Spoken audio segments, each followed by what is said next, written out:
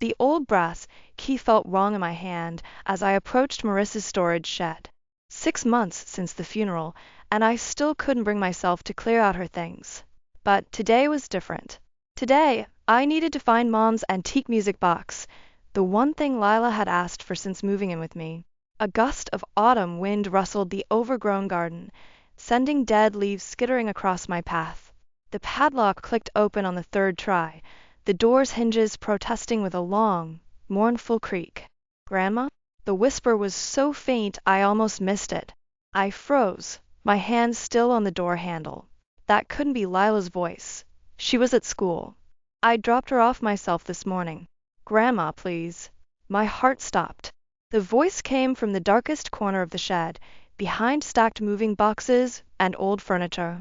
I fumbled for my phone's flashlight, hands trembling as I swept the beam across the cluttered space.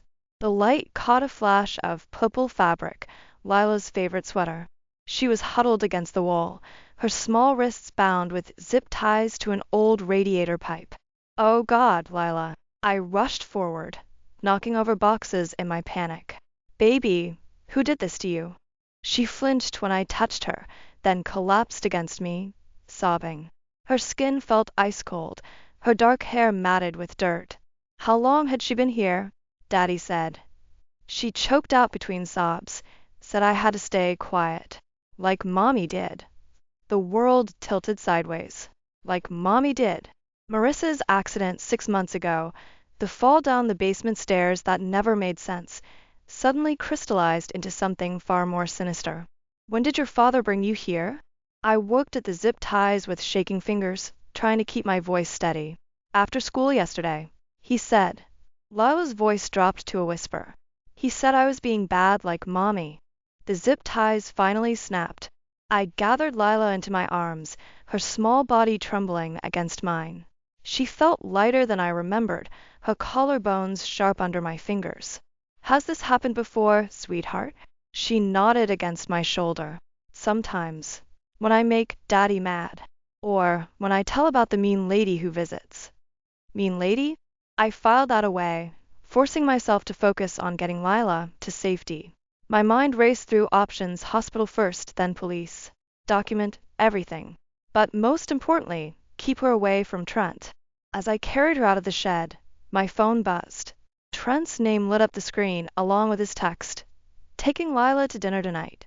Be there at 6 to pick her up." He didn't know. He had no idea I'd found her. I looked down at my granddaughter, at the angry red marks on her wrists and the fear still lingering in her eyes. The same eyes as Marissa's, eyes that must have held similar fear in those final months. "It's okay now," I whispered, but the words felt hollow. Nothing about this was okay. My daughter was dead, her husband was a monster, and I'd been blind to it all. But not anymore. I held Lila closer as we walked to my car, each step cementing my resolve. Trent would pay for what he'd done, to my granddaughter, to my daughter, to our family. But first I needed to understand exactly what I was dealing with. The game he'd been playing was about to change. He just didn't know it yet. The emergency room's fluorescent lights cast harsh shadows across Lila's face as the doctor examined her wrists. I sat nearby, clutching my phone, waiting for Trent's inevitable call. The hospital staff had already documented everything: the bruises, the malnutrition, the rope burns. Each piece of evidence felt like another nail in Trent's coffin. My phone buzzed. "Not Trent, Finn." "Mom? What's going on?" The school called saying Lila never showed up today. I stepped into the hallway, keeping one eye on Lila through the door. I found her in Marissa's storage shed. "Trent." My voice cracked. "He left her there overnight." Silence crackled across the line. Then, "I'm on my way. Don't let that bastard anywhere near her." As if summoned by Finn's words, Trent's voice boomed down the corridor. "Where's my daughter? I'm her father. I have every right to see her." I turned to see him striding toward me, all polished corporate charm in his tailored suit. The same suit he'd worn to Marissa's funeral. Behind him stood a woman I didn't recognize, her sleek blonde hair and designer clothes screaming executive. Something about her presence made my skin crawl. "Eleanor." Trent's smile didn't reach his eyes. What's this about? The school called, saying Lila was absent. Cut the act, I snapped. I found her in the shed, tied up, like you left her. The blonde woman's eyes widened slightly before her face smoothed back to neutral. Trent didn't miss a beat. That's ridiculous. Lila's been acting out lately, making up stories, just like her mother used to. He lowered his voice. All concern. I've been meaning to talk to you about getting her some help. The casual mention of Marissa sent rage coursing through me. Like the help you got my daughter? Mrs. Blake, the blonde woman stepped forward. I'm Callie Rivers, Trent's colleague. Perhaps we could discuss this somewhere private? For Lila's sake. A memory surfaced, Marissa's voice on the phone, 3 weeks before her death. He's always working late with this woman from the office. Says I'm paranoid for asking questions. You. I met Callie's carefully neutral gaze. You're the mean lady Lila mentioned. Color drained from Callie's face. Trent's hand tightened on her arm, a gesture I recognized from countless photos of him with Marissa. Always controlling, always possessing. Mom. Finn's voice cut through the tension as he rounded the corner. He positioned himself between me and Trent, his shoulders tight with barely contained fury. Mr. Calloway. A police detective appeared behind us, flanked by 2 officers. We need to ask you some questions about your daughter's injuries. Trent's mask slipped for just a moment, long enough for me to see the rage beneath. This is a misunderstanding. Eleanor's clearly upset imagining things. Grief can do that to people. The evidence isn't imaginary, I said quietly. Neither are the videos from Marissa's phone. I was bluffing. I hadn't found any videos yet. But Trent's light flinch told me they existed somewhere. Callie's hand twitched toward her purse before she caught herself. We should go, she murmured to Trent. Call your lawyer. As the police led Trent away, I caught a glimpse of Lila watching from her hospital room. She looked so much like Marissa in that moment, the same quiet strength beneath the fear. I hadn't protected Marissa, but I would protect Lila, even if it meant burning Trent's whole world down to do it. Mom, Finn touched my shoulder. What videos was that about? I don't know yet, I admitted, but Trent's reaction just told us where to start looking. Marissa's laptop sat on my kitchen table like a time bomb. After 3 days of Lila in the hospital, Child Protective Services interviews, and temporary custody arrangements, I finally had a moment to search for those videos I'd bluffed about. Finn had managed to crack Marissa's password, her wedding date of all things. Found something. Finn called from a living room where he was going through a box of Marissa's papers. Bank statements. Look at these transfers. I opened the first video file I found instead. Marissa's face filled the screen, her eyes wide with fear. If anything happens to me, she whispered, it wasn't an accident. Trent's been. The recording cut off. The timestamp showed 3 days before her death. My hands shook as I opened another file, this one showing Trent and Callie in Marissa's home office, arguing in hushed voices while Marissa recorded from the hallway. The money's gone, Trent, Callie hissed. The board meeting's in 2 weeks. When they audit, they won't find anything. Trent cut her off. Marissa's company will take the fall. I've already planted the evidence. The phone rang, startling me. Unknown number. Mrs. Blake. A woman's voice, familiar but unexpected. This is Callie Rivers. We need to talk. I think we said everything we needed to at the hospital. Please. Her voice cracked. I have information about Marissa's death. But, Trent, he's watching me. Can you meet me at the Riverside Cafe in an hour? I glanced at Finn, who was still absorbed in the financial documents. Why should I trust you? Because I made a mistake getting involved with Trent. Because I didn't know about Lila. And because. She paused. Because I'm pregnant, and I'm terrified. The cafe was nearly empty when I arrived. Callie sat in a corner booth, her designer outfit replaced by jeans and an oversized sweater. A bruise peeked out from under her collar. He's losing control, she said before I could speak. The company's investigating financial irregularities. He blamed Marissa's company for the missing funds, but it was him. When she found out, he killed her. Callie flinched. I thought it was an accident. I swear I did. But then I found this. She slid a USB drive across the table. Security footage from their house. The night she died. My phone buzzed. A text from Finn. Mom, get home now. Trent's here. I have to go. I stood abruptly. My son. Wait. Callie grabbed my arm. There's more. The board meeting tomorrow. He's planning to. The cafe's window exploded inward. Callie screamed, shoving me down as glass rained around us. Through the chaos, I glimpsed a dark SUV speeding away. He knows, Callie whispered, blood trickling from a cut on her cheek. Oh God, he knows I talked to you. I helped her up, my mind racing. Finn was alone with Trent at my house. Lila was safe at least, still in the hospital under guard. Come with me, I said. We'll need your testimony. She shook her head, backing away. I can't. The baby, I have to think about. Callie. I caught her arm, feeling the tremors running through her body. You're already in this. Help me stop him, or he'll destroy you too, just like he destroyed Marissa. For a moment, I saw the same fear in her eyes that I'd seen in my daughter's video. Then something harder took its place. Okay, she whispered, but we have to hurry. The board meeting isn't just about money. He's going to frame Marissa's company for corporate espionage. Once those documents are filed, then we'll stop him before he gets the chance. I pulled out my phone to call Finn. It's time to end this. My tires screeched as I pulled into my driveway, Callie clutching the dashboard beside me. Through the front window, I could see Finn and Trent in what looked like a calm conversation, but Finn's clenched fists told a different story. Stay here, I told Callie, but she was already opening her door. He'll be more controlled if I'm there, she said. He won't want me to see. The sentence hung unfinished, heavy with implications about what Trent was capable of. Inside, Trent sat in my favorite armchair like he owned it, while Finn stood rigid by the fireplace. The USB drive felt like it was burning a hole in my pocket. Eleanor, Trent smiled, all warmth and concern. I was just telling Finn about my plans to seek full custody of Lila. Given recent events, I'm worried about your mental state. Recent events like leaving your daughter tied up in a shed? Finn's voice cracked with rage. Allegations that will be thoroughly discredited.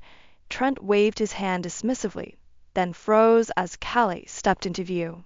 Something dark flickered across his face. What's she doing here? Telling the truth, Callie said, but her voice trembled. About everything. Trent stood slowly, straightening his jacket. Careful, Callie. Think about your future. Our future. I saw the security footage. I cut in. From the night Marissa died. His expression didn't change, but his left hand twitched, the same tell I'd noticed at poker nights years ago, when he was bluffing. What footage? The cameras you didn't know about, Callie said. The ones Marissa installed after she caught us, after she knew something was wrong. Trent moved with startling speed, grabbing Callie's arm. Finn lunged forward, but Trent already had his phone out. One call, he said quietly, and certain documents go public. Documents that show Marissa's company stealing corporate secrets. Documents that would destroy her legacy and leave Lila with nothing. Those documents are fake, I said, but uncertainty gnawed at me. How much damage could he do, even with lies? Does it matter? His grip on Callie tightened. The scandal would follow Lila forever. Is that what you want? To destroy your granddaughter's future in some misguided quest for revenge? It's not about revenge, I said, but the words felt hollow. Wasn't that exactly what I wanted? To make him pay? Lila's face flashed in my mind, not scared and hood in the shed, but laughing at the park last summer, Marissa pushing her on the swings. What would justice mean for her? Let her go. Finn took another step forward. Or I swear. Or what? Trent's smile turned cruel. You'll add assault charges to your mother's growing list of problems? Face it, Eleanor. You've lost. Take the deal. Drop everything. Let me handle Lila's future and we all walk away. I pulled out my phone, fingers hovering over the screen. You're right about one thing. This ends now. I pressed play. Marissa's voice filled the room, If anything happens to me, it wasn't an accident. Trent's been. The recording cut off just like before, but it was enough. Trent's mask slipped, revealing something desperate and dangerous underneath. That proves nothing, he snarled, but his grip on Callie loosened. No, I agreed. But the security footage will, and the financial records, and Callie's testimony. The question is, how much are you willing to lose before you realize you've already lost everything? The silence stretched taut as a wire. In it, I heard Marissa's voice again, not from the recording, but from memory. Sometimes the best revenge is living well. I met Trent's eyes. So, what's it going to be? Detective Sarachin set a stack of photos on my kitchen table, spreading them out like a macabre deck of cards. Security footage stills from Marissa's house, financial documents, and images from Lila's hospital examination.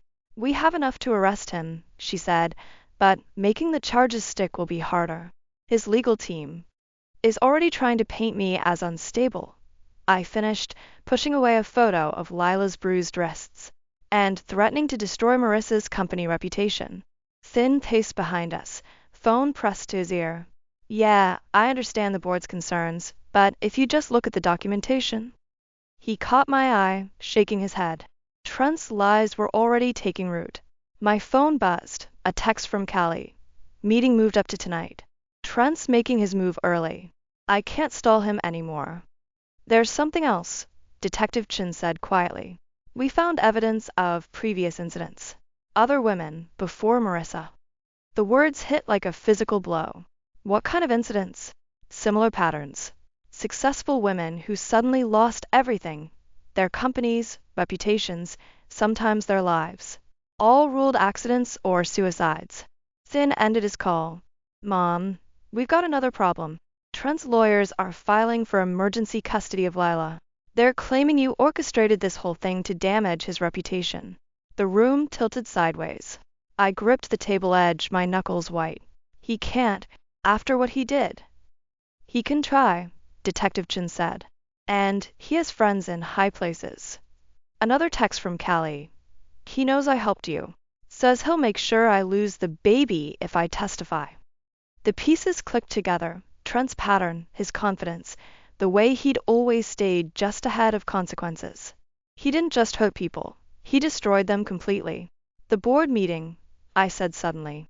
What if we could prove the financial fraud before he frames Marissa's company? We'd need access to his private servers, Detective Chin replied. And authorization from.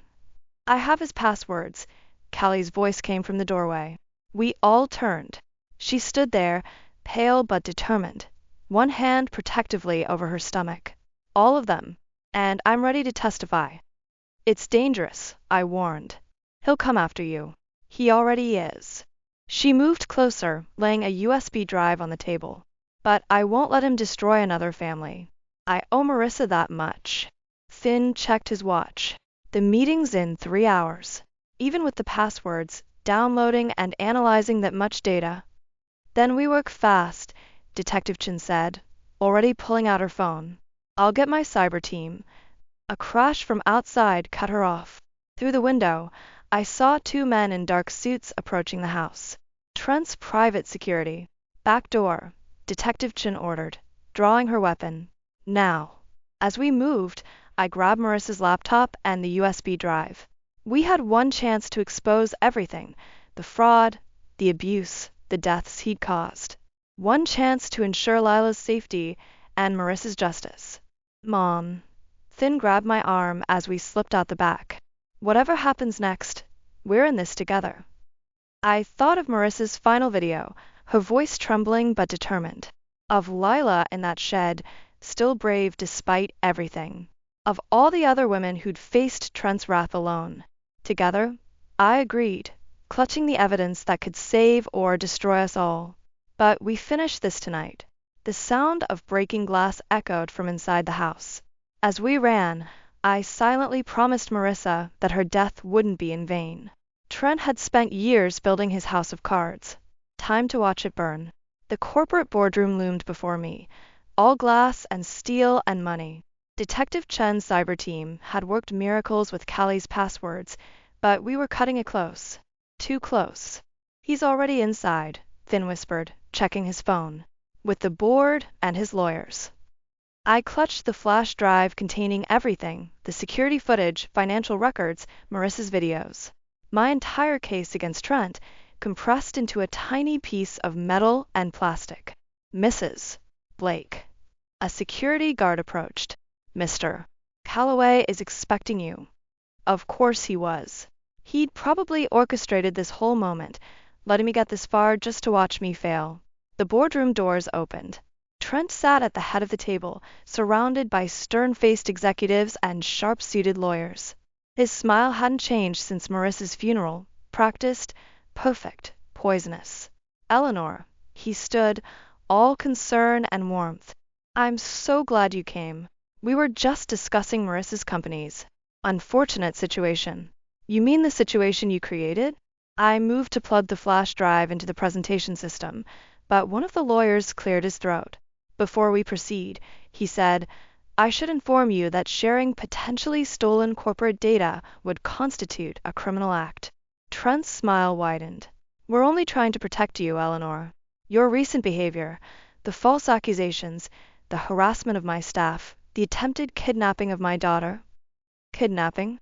My voice cracked. She was chained in a shed on property you broke into. Another lawyer interjected. After making numerous threats against Mr. Calloway. The room spun slightly. They had twisted everything, turned every piece of evidence against me. And the board members were nodding, buying every word. Play the security footage, Finn demanded, but Trent held up his hand. Ah, yes, the mysterious footage that supposedly shows me. He paused dramatically. Doing what exactly? Because our technical team found only edited clips, manipulated dates. Really, Eleanor, fraud doesn't suit you. My phone buzzed. Detective Chun. Evidence tampering at the station. Original files corrupted. Callie missing. The floor seemed to drop out from under me. He got into everything, the evidence, the witnesses, even the police files. Now, Trent continued smoothly, given your emotional state, I'm prepared to be generous. Drop these ridiculous allegations, sign over temporary custody of Lila while you seek help, and we can avoid pressing charges. You killed her, I whispered. You killed Marissa. Your daughter's death was a tragic accident, he said softly, his eyes hard. Don't dishonor her memory with these paranoid fantasies. The board members shifted uncomfortably. I could see it in their faces. They saw me as the unstable one, the grieving mother who'd lost touch with reality. Mom. Finn touched my arm. We need to go. Now. One more thing, Trent added as we turned to leave. The hospital called. Lila's been asking for her father. It would be a shame if your issues prevented those visits. The threat hung in the air, clear as crystal. He would use Lila to control me, just like he'd controlled Marissa. In that moment, I understood completely why Marissa had felt so hopeless at the end. Trent didn't just destroy evidence. He destroyed reality itself, replacing it with his own version where he was always the hero, always the victim, always in control. Outside the boardroom, my phone buzzed again. An unknown number, with a video attachment. The thumbnail showed Callie, terrified but alive, holding up today's newspaper. I have proof, the message read. The real proof. But we only have one chance to use it. I stared at the phone, then at Finn, thinking of Lila in that shed, of Marissa's final days, of all the women Trent had destroyed. One chance. It would have to be enough. Callie's proof led us to Marissa's old office building, now mostly empty after hours. Finn kept watch while I followed her directions to the third-floor server room. My phone buzzed with Detective Chun's warning. Trent left the board meeting, moving fast. The server room door was already open. I wondered when you'd figured out. Trent's voice came from the darkness. He stepped into the dim emergency lighting, holding Marissa's old laptop. She always backed everything up here, paranoid to the end. Where's Callie? Safe. For now. He set the laptop down. You know, Marissa stood right there the night she died, making the same mistakes you're making. Movement behind him caught my eye, a flash of blonde hair. Callie, her face bruised, gesturing frantically at something on the desk beside Trent. She wasn't the first, was she? I kept his attention on me. Detective Chun found the others. All those accidents and suicides. Tragic coincidences. His smile turned sharp. Just like what's about to happen here. A grieving mother, unstable after her daughter's death, breaks in to destroy corporate property. Things get out of hand. You really think you can get away with it again? I already have. The board believes me. The police have nothing. Even your precious evidence is corrupted. He stepped closer. It's over, Eleanor. You lost. Maybe. I glanced at Callie again. She had something in her hands now, a small recording device. But Marissa didn't. I pressed play on my phone. Marissa's voice filled the room. If you're watching this, I'm dead. And Trent killed me. His composure cracked. That's not. I found his pattern. Marissa's voice continued. The women, the companies, the fake evidence. I've uploaded everything to a secure server. This is the key. Callie moved suddenly, tossing something small and metallic. I caught it, a USB drive on a familiar chain. Marissa's old necklace. Trent lunged for it, but Finn appeared in the doorway, Detective Chun beside him. It's over, Trent. Nothing's over. He grabbed Callie, using her as a shield. One call, and everything you love disappears. Lila, your reputation, Marissa's legacy. You can't hurt them anymore. Callie's voice shook, but her eyes were steel. I sent copies to everyone. The board, the police, the victims' families. Every single woman you destroyed. The mask finally shattered. Rage transformed his handsome face into something monstrous. He shoved Callie aside, lunging for me with murderous intent. I didn't flinch, didn't run. The taser hit him mid-stride, Detective Chun's aim perfect. He collapsed, twitching, as officers swarmed the room. Mom, Finn rushed to my side. Are you okay? I stared down at Trent, remembering Marissa's smile, Lila's courage, all the lives he'd broken trying to maintain his perfect facade. Your mistake, I told his prone form, was thinking this was about revenge. It was always about justice. For Marissa, for Lila, for all of them. As they led him away, I helped Callie to her feet. Thank you, she whispered, for not giving up. Marissa didn't give up either. I touched the USB drive, still warm from being hidden in the server room all these months. She made sure the truth would come out one way or another. My phone lit up with a text from the hospital. Lila's asking for you. Go, Detective Chin said. We've got enough to put him away for life. Multiple counts of fraud, assault, murder. I left them processing the scene, evidence mounting with every open file. Outside, the sun was rising, painting the sky in shades of hope. Time to go home. Time to heal. Time to show Lila that monsters can be beaten, that truth finds its way to light, and that love, fierce, protective, unrelenting love, is stronger than any darkness. 6 months after Trent's arrest, I stood in Marissa's old office, watching Lila explore the space that would soon become her art room. The company board had transferred ownership back to the family, a small gesture of atonement for their role in Trent's schemes. Grandma, look. Lila held up a dusty photo frame she'd found in a drawer. Marissa's smile beamed from behind the glass, her arms around a younger Lila. Can we put this one up? Of course, sweetheart. I helped her hang it on the freshly painted wall, next to the growing collection of her drawings. The latest showed 3 figures, Lila, me, and Finn, surrounded by bright colors and floating hearts. My phone buzzed. Detective Chen. Trent took the plea deal. Life sentence. No parole. Mom, Finn appeared in the doorway. Callie's here. She entered carefully, her baby bump now visible beneath her flowing dress. The board meeting went well, she said. They've agreed to compensate all the families Trent hurt. It won't bring anyone back, but it's a start. I finished. The healing process was different for everyone. Some of Trent's other victims' families had wanted revenge. Others just wanted to forget. We'd chosen to rebuild. Aunt Callie, Lila ran to hug her. The title had started spontaneously a few weeks ago, and nobody had corrected it. Family came in many forms, we'd learned. I found something else, Callie said, pulling out a small USB drive. More videos for Marissa. Personal ones for Lila. When she's older. I took the drive, feeling its weight. More pieces of Marissa to discover. More memories to share. Thank you. There's something else. Sin shifty uncomfortably. Remember those offshore accounts Trent had? The forensic accountants found another one. In Lila's name. The implications hung heavy in the air. Blood money, meant to buy silence or loyalty. We'll donate it, I decided. Set up a foundation for domestic violence survivors. In Marissa's name. Lila tugged at my sleeve. Can we make it help kids too? Like me? Especially kids like you. I hugged her close, marveling at her resilience. The nightmares were less frequent now, the therapy helping her understand none of it was her fault.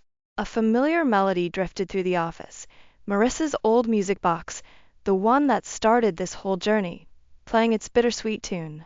Lila had placed it on the windowsill, letting afternoon sunlight catch its tarnished surface. You know, Callie said softly, Marissa told me once that revenge wasn't about destroying someone. It was about refusing to let them destroy you. I watched Lila return to her drawing, adding another figure to the family portrait, Marissa, floating above like a guardian angel. She hummed along with the music box, peaceful and present in a way that seemed impossible 6 months ago. We should go. Finn checked his watch. The support group meets in an hour. I nodded, gathering my things. The group had been Callie's idea, bringing together families affected by Trent's crimes, creating strength through shared healing. As we left the office, Lila stopped to straighten the photo of Marissa. Mom's watching us, she said matter-of-factly, making sure we're okay. Yes, she is. I touched the frame gently. And we are okay, aren't we? Lila smiled, Marissa's smile, bright and unbreakable. We're better than okay. We're family. The music box played its final notes as we walked out together, leaving the shadows of the past behind. Not forgotten, never forgotten, but transformed into something stronger. Something that could heal instead of hurt. Sometimes the best revenge isn't about getting even. It's about getting better.